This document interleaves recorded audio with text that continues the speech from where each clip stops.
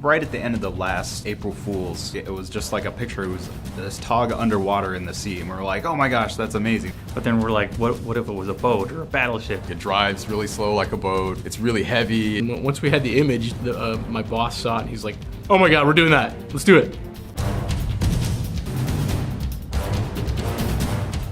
I mean, the biggest challenge is just to not make it feel like a tank. To make the boat, we kind of had to throw gravity, throw friction, throw sliding out. One of the guys wanted to try to see if it would actually float on regular water in a standard maps. Turns out it doesn't. Once the tugboat was a real thing, I had to actually make it fit in the garage.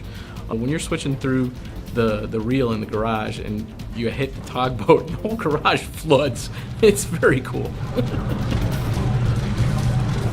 So the early version of the map was just flat water, but then the more that we played it, we found out that it was cooler to have these larger land masses that you could have these fights that you kind of circle around and dodge in and out of. The game mechanics are a lot different than normal matches, so it makes it a lot more fun and interesting. And then on top of that, you have like the arcing shots with kind of the strategic cam mode where you can kind of see above and pick where you're shooting.